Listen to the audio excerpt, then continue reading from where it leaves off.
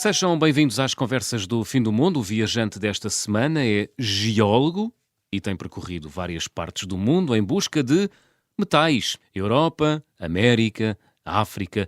Nessa missão de encontrar riquezas no subsolo, já andou por lugares onde outros não vão e dormiu em sítios onde muitos não ousam dormir, como, por exemplo, uma aldeia no deserto do Namibe, em Angola. Mas não só. Rui Frutuoso, bem-vindo às Conversas do Fim do Mundo. Olá, viva. Obrigado. Nada, ora essa. Rui, então conta-me lá como é que foi essa experiência de dormir um mês, não foi? Sim, No deserto do Namibe, em Angola. sim, foi a convite de uma empresa para fazer parte de um trabalho de estudo num deserto na Namibe, no meio do nada, basicamente. Éramos só nós e havia em redor pequenas tribos de... Só nós, a equipa, não é? A Sim, equipa de geólogos, é sim, isso? sim, éramos uma pequena equipa. Iam à procura do quê? De encontrar o quê? Nós estávamos a estudar uma montanha, um carbonatito, que é o nome científico desta estrutura. E estávamos... Porque é feito de carvão, é isso? Não, Não, não, é carbonatos. que é feito de carbono. Carbonatos. Ah, carbonatos. E então nós fomos para lá fazer esse estudo e estávamos... Pela logística da distância e principalmente de ser muito distante da cidade mais próxima, que é a cidade do Namibe, hoje em dia chama-se Moçambique, tivemos que ficar lá acampados. E então éramos só nós, a equipa de geólogos e técnicos locais, e depois tínhamos em redor algumas tribos de Mucubais, que são um povo seminómada que vive por ali. Que não falam português, apesar de estarem em Angola. Ou falam? Não, Não falam. Por norma tem um dialecto próprio, Uhum. mas nós tínhamos vamos chamar-lhe um fixer, que era um mucubal que em criança estudou numa escola uma escola portuguesa, Aham. e então ele sabia falar português e por vezes ia à cidade.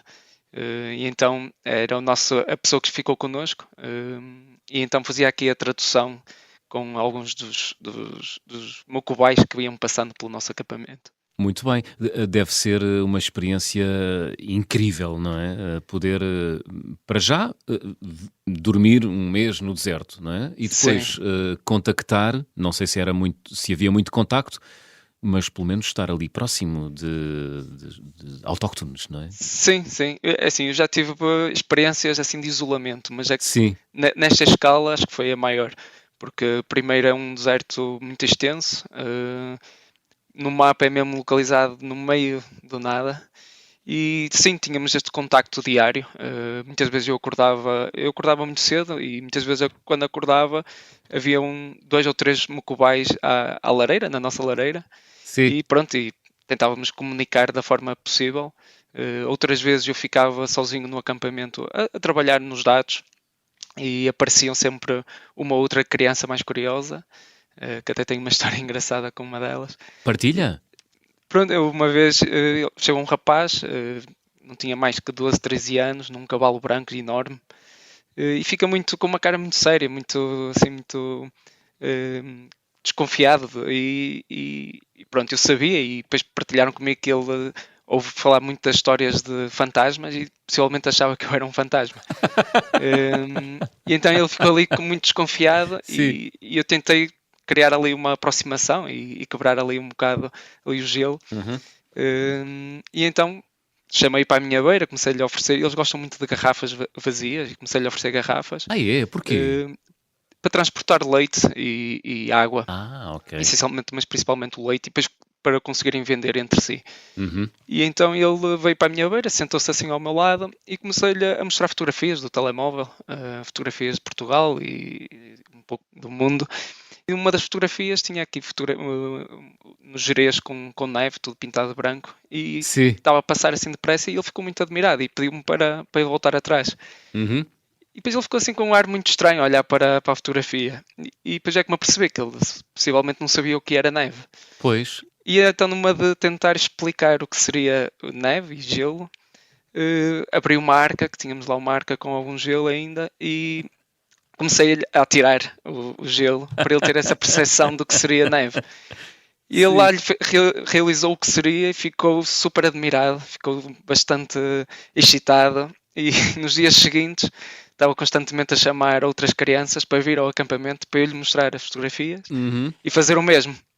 E foi engraçado porque para nós é quase certo o que é neve e o que é gelo, mas para aquelas crianças que viviam ali no deserto não faziam ideia Pois. do que seria, e foi assim engraçado ver esta reação e esta percepção.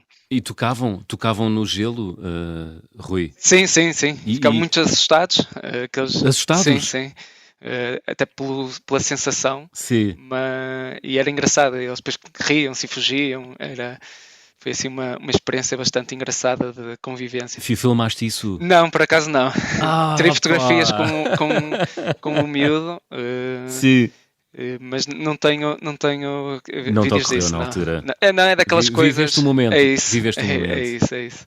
Boa. E deixou-te boas recordações. Possivelmente até nunca tinham visto um homem branco. Sim, Ou já? o rapaz que. Também não? Não, o rapaz que estava connosco e falava português, ele disse que não, que era a primeira vez que estavam a conviver, e foi engraçado. Bem como outras pessoas mais velhas. Eu conheci pessoas com 60 anos, à volta de 60, 70 anos, que depois o nosso fixer, vamos chamá-lo assim, ele até me disse que eles não tinham ideia de que sequer tinha havido a guerra colonial. Ou a guerra civil. Sério? Sim, foi bastante curioso. Portanto, passou-lhes mesmo ao lado, ali naquela zona sul de Angola, não é? Sim, e possivelmente e foi o que esse rapaz, o Boteca, me explicou, foi que ele possivelmente estaria numa zona mais interior, mais isolada, Uhum. e depois mais recentemente moveu-se mais para ali, para a zona onde nós estaríamos. E então eles não tinham essa percepção de que tinha havido essa guerra colonial e depois a guerra civil. E então o contacto depois também que eles têm com pessoas que não são desta região é muito baixo. Ao longo da costa há um tráfego muito grande de turistas a fazer a costa, vão até à Foz do Cunene, que é com fronteira com a Namíbia, e é muito famoso para quem gosta de 4x4, Uhum. mas a parte interior já não. E até aqui é bastante inacessível. Não há caminhos, não há. Ok. Os acessos são maioritariamente a pé. E então são zonas muito, muito isoladas. Portanto, zonas muito inóspitas e isoladas. Olha, fala-me destes mucubais, esta tribo ou este povo Sim, com o qual tu te viste ali a conviver durante um mês. sim, é um povo seminómada. E eles basicamente vivem do gado. Uhum. Estão um pouco distribuídos por toda a Angola. E então eles fixam-se em algumas destes locais do deserto e vão movendo em pequenas tabancas. Eles não têm propriamente um regime agrícola tradicional. Eles vão vivendo do que aparece. Uhum. E vão fazendo estas trocas comerciais de cabras e de bois. No nosso acampamento era uma zona de passagem destes animais. Por vezes havia alguns com burros que transportavam farinhas. E pronto, há várias tribos, eles estão divididos por várias tribos, mas vão comunicando entre si. Até que numa noite eu ouvi uns tambores e era uma festa que estava a acontecer em que estavam a matar vários animais. E então, numa forma de celebração, estavam várias tribos aí para esse local. E foi assim uma coisa também engraçada de ver. Mas claro, eles têm adereços. Pois, assististe? Aproveitaste para assistir? Não, por acaso não. Então... Não, porque eu Tinhas de perguntei. levantar cedo no dia a seguir. Também. Eu perguntei a Sim. este rapaz, ao Boteca, e ele disse que não seria. Porque tinha que falar primeiro com os Sobas, que são os chefes das ok. tribos, e como ele não o fez, não seria ideal. Seria de mau tom aparecer, não é? Sim, talvez. Sim. Já de si já é mau, não é? Aparecer numa festa para a qual não fomos convidados, não é? Sim. Ainda mais, imagino no deserto do Namib, possa ser ainda mais constrangedor e gerar algum mau entendimento. Sim. Olha, Conseguiste encontrar os metais que te propuseste procurar? Sim, Ou encontrar? sim, aquilo foi mais um bocado para conhecer. Havia uma ideia Uhum. do que existia, havia um estudo já feito no passado, mas não em detalhe. Então aquilo foi mais um pouco para ter uma noção e fazer um mapa, ou seja, a cartografia dali da região. Mas sim, a ideia inicial não se cumpriu porque achava-se que tinha determinados minerais do grupo das terras raras e depois verificou-se que não. Uhum. Mas pronto, é sempre curioso e é sempre interessante recolher dados e validar esses dados, que é o mais importante. O mais importante. E foi isso que fomos fazer, Ok. sim. Tu és geólogo, como eu dizia na introdução do programa, da conversa desta semana, és geólogo, tens andado por aí pelo mundo em busca de metais, fazes prospecção de metais para várias empresas. Sim. Isso já te levou a sítios tão bizarros e tão estranhos quanto o quê, Rui Frutuoso? Como a Sérvia, A Sérvia?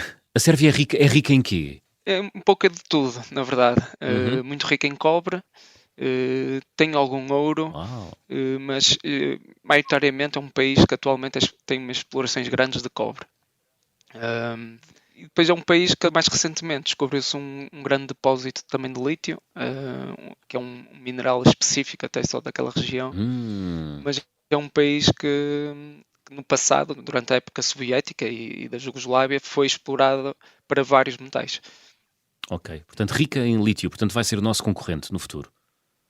Não porque o tipo de mineralização é diferente Ah, ok. e a utilização também, ou o processamento será mais difícil, Uhum, digamos assim. uhum. Muito bem. Também já estiveste a fazer prospecção nos Estados Unidos, não é? No Nevada. Sim, sim. Estive no Nevada também a fazer um trabalho bastante interessante, que foi o nosso objetivo era visitar antigas explorações da década de 40, 50, e então eu e o meu colega tínhamos uma pick-up em que enchíamos de mantimentos e de tudo o que era necessário para sobreviver durante 4, 5 dias. E lá íamos pelo deserto adentro, zonas altamente isoladas e Hum, remotas. E sim, cobri grande parte do norte do Nevada em busca destes locais e foi uma experiência espetacular porque os Estados Unidos têm zonas muito remotas e depois era chegar no meio do nada e encontrar zonas em que foram exploradas durante esses aham. períodos e era bem ao estilo do There Will Be Blood, do filme do Daniel Lewis, um, em que se vê aqueles buracos e aquelas estruturas de madeira, Sim, e aquilo foi uma experiência espetacular. espetacular. Não se deu por acaso o acaso de ires parar à área 51? Não, mas, Não, mas, não, mas querias lá ir. mas ao mesmo tempo Sim, tínhamos outra sim. equipa que andou lá perto e foi na mesma altura que houve aquela corrida à área 51 de civis que tentaram entrar. Sim. Foi nesse período e eles estiveram lá mesmo ao lado.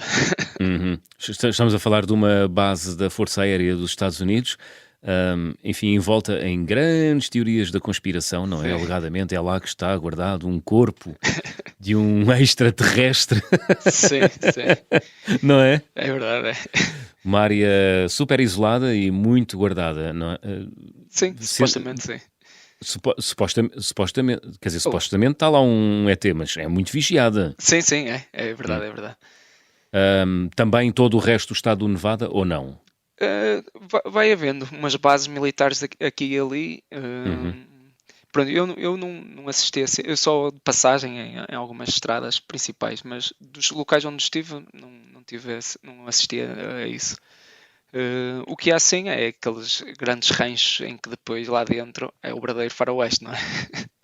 Ui, do quê? De cultos estranhos e bizarros? Não, não, é É, mesmo um não? estilo cowboy. É Ah, como ok. se tivéssemos viajado no tempo Ok, e tudo legítimo. Cavalos e chapéus cavalos, e tudo de coldres, botas. Ok. chapéus, verdadeiros rancheiros. E não, é bem engraçado. A América é muito diferente entre si. Basta ir de uma cidade para outra. É um bocado como Portugal, mas ali é uma Sim. escala completamente diferente. Exatamente. País-continente, não é? Os Estados Sim, Unidos, sim. não é como nós. Olha, muito bem, vamos ter a oportunidade de falar mais sobre as tuas viagens para encontrar metais e também viagens que realizas por Portugal, porque tens um fascínio pelo chamado Portugal rural, não é? Sim, Portanto, o sim. chamado país profundo, seja lá o que isso for. Mas agora vamos abrir o álbum de viagem.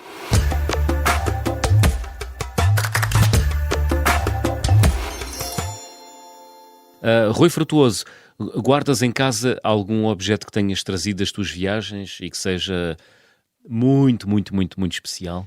Bem, eu tenho vários, na verdade. Eu sou um Uhum. colecionador de objetos tradicionais e gosto muito de artesanato, em especial de coisas antigas. Uhum. Mas das minhas viagens, o que guardo e tenho aqui uma prateleira específica é para rochas e minerais. Dos locais para onde vou passando, normalmente apanho uma pequena rocha e vou guardando isso. Não gosto de comprar, eu gosto de ser eu a encontrar e não são é a coleção mais bonita, mas é a que me faz lembrar dos sítios para onde vou passando e das histórias. Pois. E pronto, tenho aqui assim uma coleção de pequenas rochas.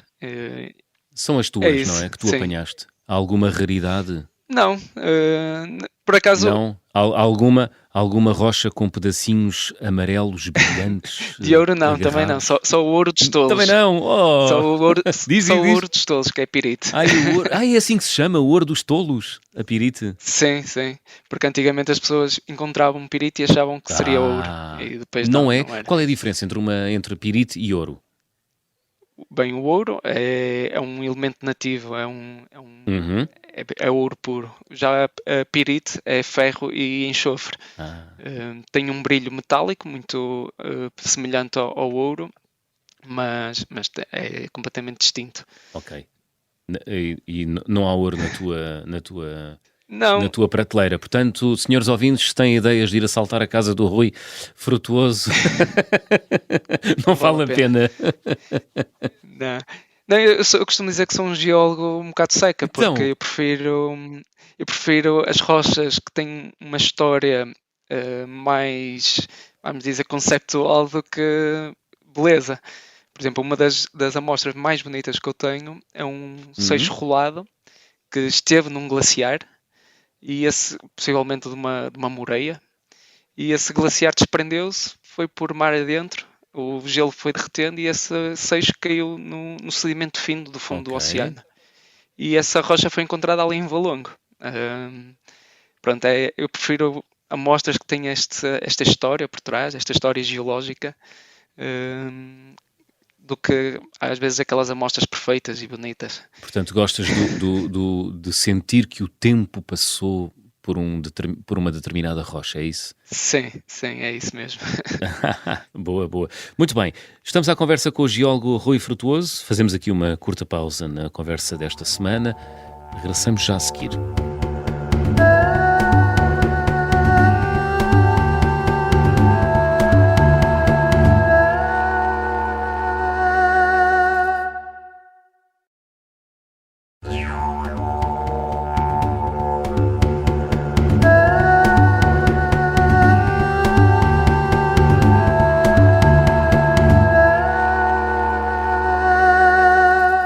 Estamos de regresso para a segunda parte das conversas do Fim do Mundo. O viajante desta semana é o geólogo Rui Frutuoso. Ele tem percorrido uma parte do nosso mundo em busca de metais. Já nos disse que não encontrou ouro, portanto, não vale a pena sonhar com o Rui Frutuoso. Vale a pena, claro que sim. Rui, o trabalho de geólogo já te levou a sítios como Sérvia, Espanha, viveste um ano na Irlanda, na Suécia, também já percorreste os desertos do Nevada, viveste um mês em Angola, no deserto do Namibe, e já nos falaste dessa experiência na primeira parte, também já andaste pela Escócia.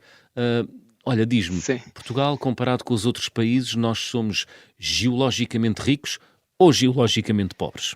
Bem, há duas respostas. Sim. Somos geologicamente ricos, Uhum. porque e a paisagem fala por si. Há uma diversidade de rochas muito grande, e é um país com muitos contrastes. Isto basta fazermos por exemplo, de norte a sul, se começarmos em caminho e formos até o Algarve, até Sines, é completamente diferente, não é? Até Sines, não, até o Algarve, é completamente diferente, e isso demonstra a riqueza da nossa geologia. Ok. E depois, como alguns geólogos antigos costumam dizer, Portugal é um país rico em minas pobres. Portanto, há aqui duas respostas. Em Minas pobres, o que é que isso quer dizer? Ninguém dá valor Não, ao nosso subsolo, é isso? não é isso, é em termos de dimensão Uhum. e de Não temos ocorrências. escala. Não temos escala, sim, é Ok. isso. Portanto, não vale a pena sonhar com grandes riquezas. Não Não, vem, não. do nosso chão não vem daí grande fortuna. É isso? Sim, é isso, é isso. Ou seja, à escala global, não. À escala global. Há coisas maiores, sim. Uhum. Muito bem. Olha, conheces bem ou conheces a realidade das minas em África, certo? Uhum, sim, sim. Algumas Há algumas. mais pedreiras, sim. É um mundo tão negro quanto o pintamos tantas vezes? Sim, infelizmente é um pouco à escala global também. Podemos falar da América do Sul também, ou da Ásia. Mas sim, é verdade, não, está longe, não há regras, não há fiscalizações e depois está muito associada à falha de direitos humanos de questões ambientais. E, e nós somos todos um pouco responsáveis por essa questão. Nós, enquanto cidadãos que consumimos, é isso? Sim, sem não haver esta responsabilidade social do que é que compramos, Uhum. de onde provém a matéria-prima e nós, quando compramos o barato, por vezes estamos a alimentar estas questões. Pois, no que diz respeito às pedras e à geologia, desculpa resumir as coisas assim, a pedras, mas Sim. no que diz respeito à geologia, como é que se reflete isso? O que é que nós compramos que pode refletir essa realidade, Rui? Em tudo, porque a geologia está em tudo, na verdade. Hum. Seja em termos de rocha ou em termos de petróleo ou os derivados do petróleo. Porque tudo tem geologia, tudo provém de recursos naturais Uhum. e os recursos minerais estão presentes em quase tudo que consumimos. E as fontes de onde provêm esses materiais têm que ter vamos dizer assim, um certificado da sua proveniência e de que forma foi retirada. E isso não é exigido, não há essa exigência por parte de quem transforma os materiais e depois de quem vende e depois de quem compra. E poderia ajudar bastante, não é? Nas condições de É. vida das pessoas. Sim, sem dúvida, sem dúvida. Muito bem, muito bem. Olha, também és rapaz para viagens em Portugal Sim. e lá fora também, mas tens uma particularidade aqui muito engraçada. Eu achei muita graça a isto. A tua lua de mel foi feita a fazer o trilho dos Annapurnas, não foi? Sim, sim. É verdade. Então não era melhor ir para uma cabana com mar azul Não. ou sei lá? Não? Não, um grande não. É verdade. Eu e a minha esposa tínhamos aqui Sim. uns planos iniciais, que era Uhum. ir até à Patagónia. Também tínhamos a Islândia, que era um país que fomos adiando durante muitos anos. Uhum. Já lá foste, à Islândia? Ainda não, tenho uma viagem marcada agora para setembro. Ah, boa, boa, boa. Um paraíso para os geólogos, não é? Sim, sim, É, é não é? verdade. Sim, é verdade. Ou seja, é uma aula de geologia É uma aula viva, não é? ao vivo. É isso mesmo. Aula viva de geologia incrível. Mas depois surgiu esta oportunidade de ir ao Nepal, que era um sonho antigo meu, e foi quase de imediato aceite. E pronto, foi um desafio grande fazer, ou seja, não é propriamente uma lua de mel como a grande parte das pessoas sonham. O nosso foi completamente contrário, foi caminhar durante vários dias e ir até ao campo base dos Annapurnas, que era um sonho antigo e foi fenomenal. Porquê que era um sonho antigo? Porque eu sempre gostei muito de montanhismo, de escalada, todo este universo ligado aos primeiros alpinistas. E o Nepal traduz muito isso. Pois é toda aquela história e misticismo do Nepal. E eu sempre fui um bocado fascinado por essas histórias e por essas paisagens.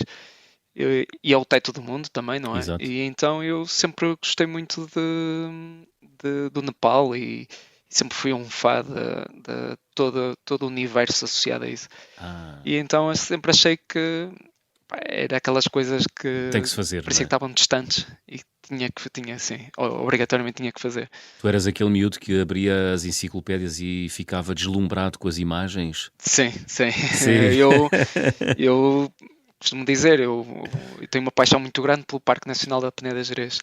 Uhum. E, e eu talvez a maior asneira que os meus pais fizeram foi fazer lá férias, porque a partir daí nunca mais quis voltar e quis sempre voltar e quis sempre passar o máximo tempo possível por ali. Uhum. E a partir daí surgiu este amor pela montanha, pelas paisagens, tudo que seja fotografia de paisagem e principalmente de montanha tem um grande fascínio, sim. Muito bem.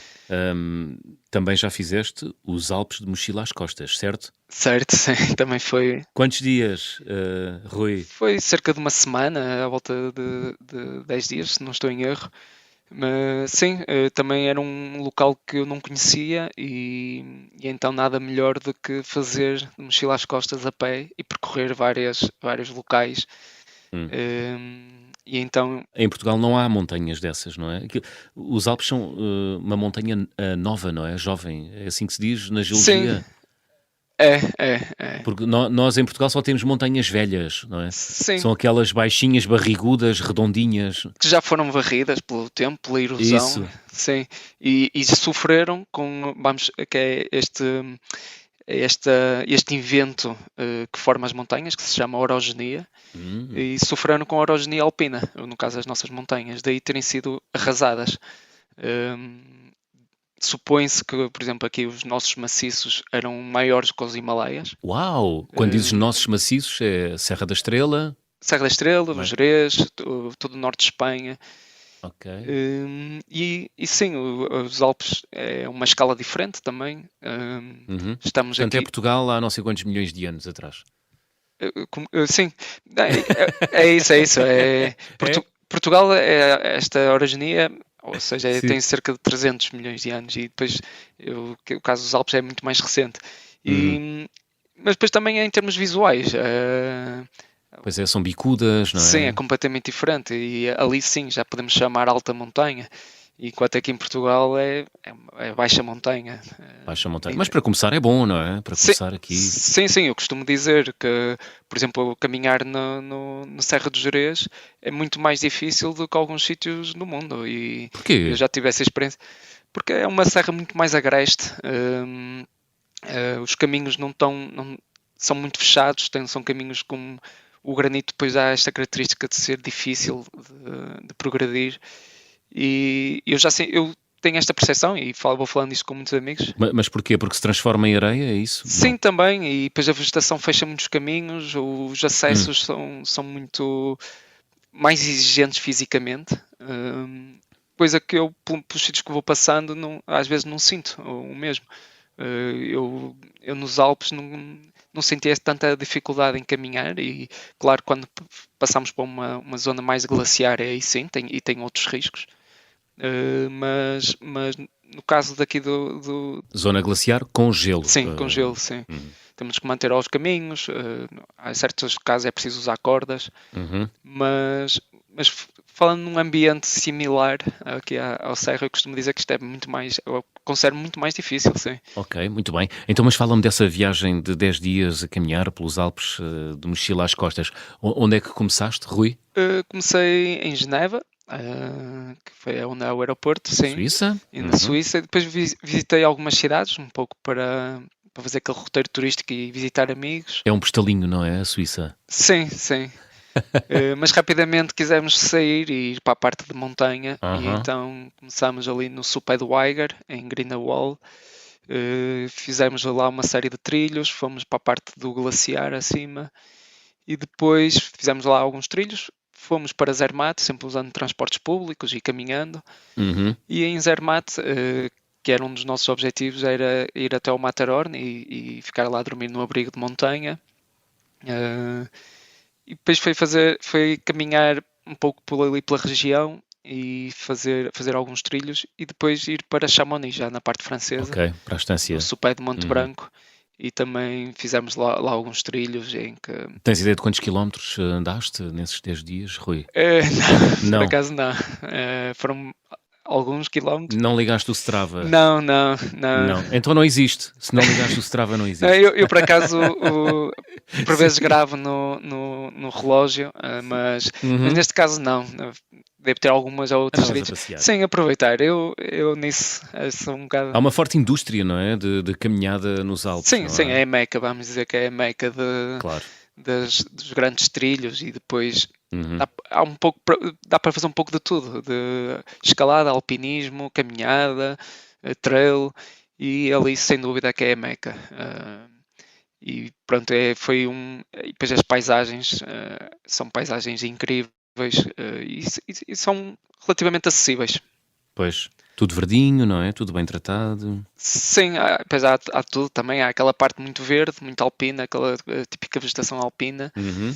E depois entramos naquelas zonas em que a vegetação é mais rasteira e até chegar à parte dos glaciares, em que é só rocha e gelo. Muito bem. Portanto, há para todos os gostos e há para todas as condições físicas. Sim.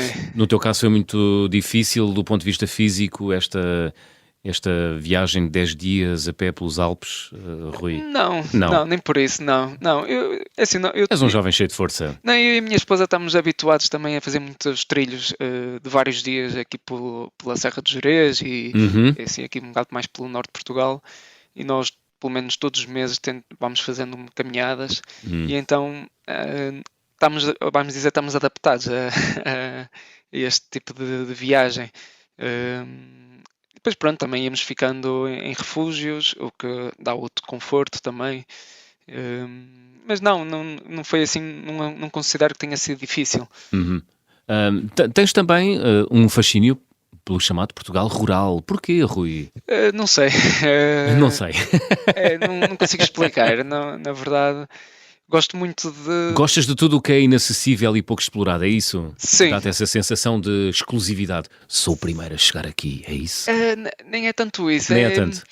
Eu gosto muito destas tradições antigas, que têm até um certo misticismo porque há este paganismo que ficou em Portugal e um pouco por toda a Europa, mas existe... Que é sobretudo visível aí no Norte, não é? Sim. E pronto, eu sempre fui um bocado curioso primeiro em assistir e depois documentar. E eu tenho sempre esta percepção de que um dia estas coisas desaparecem.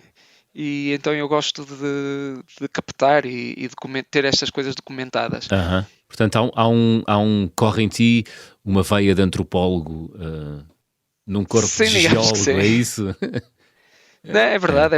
E, por exemplo, eu vivi e passo muito do meu tempo em Trás-os-Montes e no Alto Minho.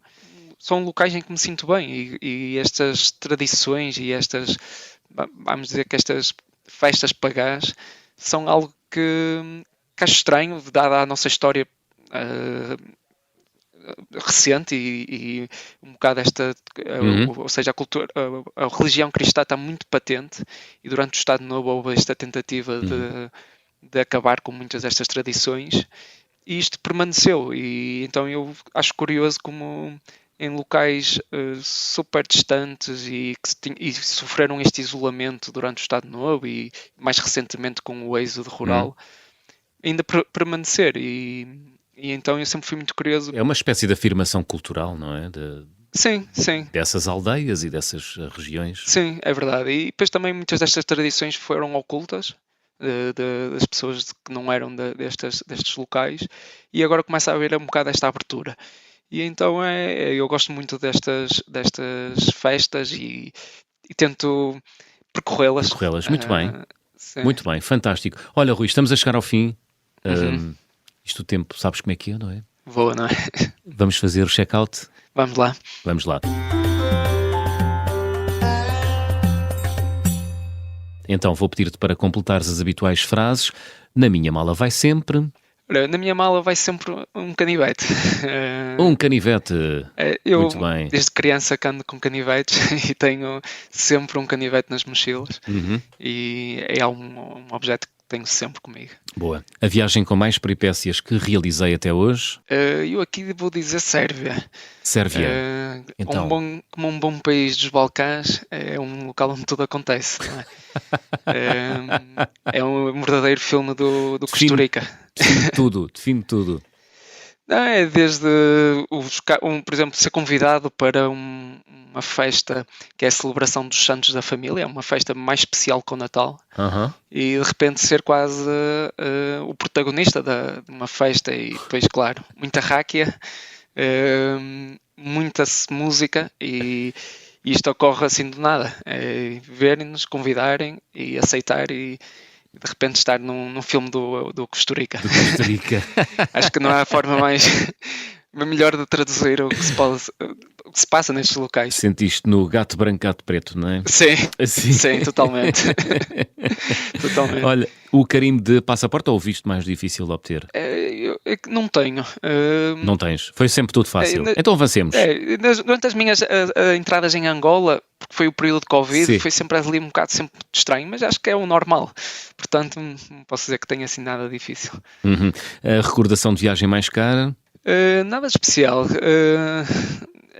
Não tenho assim nada de estupidamente caro, na verdade. Okay. Normalmente até são momentos caros, pronto, digamos assim. Momentos caros. A refeição mais estranha, qual foi? Ora bem, nada assim de distinto que tenha comido em Portugal. Mas eu vou dizer, no Nepal comi as entranhas de búfalo, ou seja, tudo que era da boca até ao ânus, tudo misturado. E comi assim um prato bastante picante. Sim. E estava bastante bom. Estava bastante bom. Mas sabias o que estavas a comer? Sim, sabia. Okay. Sabia. Portanto, és boa boca. É arriscar. É arriscar. Olha, gostava de viajar com... Eu aqui vou dizer a minha esposa. É a minha grande companheira de viagem. Jogas pelo seguro. E tenho muitos sítios para onde gostava de ir, e sinceramente é a melhor pessoa que eu vejo que para me acompanhar, porque é quem me consegue divertir nos momentos mais tristes e dar aqui aquele ânimo. E pronto, acho que sem dúvida seria ela. É com a tua mulher que vais à Islândia? Sim, vamos, os dois. Boa. Agora em setembro. Boa viagem, então. Obrigado. Olha, Rui, chegamos ao fim. Que música é que escolheste para fechar a conversa do fim do mundo esta semana? Eu escolhi aqui uma música que se chama Rezan Firiri, é uma música nepalesa. E escolhi esta música porque na nossa lua de mel, quando chegámos ao acampamento base dos Annapurnas, os nossos guias e carregadores decidiram-nos fazer uma surpresa, que foi arranjar-nos umas roupas tradicionais Gurung, que é o povo daquela região. E então fizeram uma pequena celebração lá num pico com vista para os Annapurnas, e depois de terem feito aqui uma cerimónia, cantaram e dançaram esta canção. E ficou. Muito bem. E ficou. Rui Frutuoso, foi um gosto, obrigado. Muito obrigado, eu. Obrigado. Rezan Firiri, no fecho da conversa do fim do mundo desta semana. Estamos de regresso de hoje a 8 dias. Já sabem, sejam bons e boas viagens.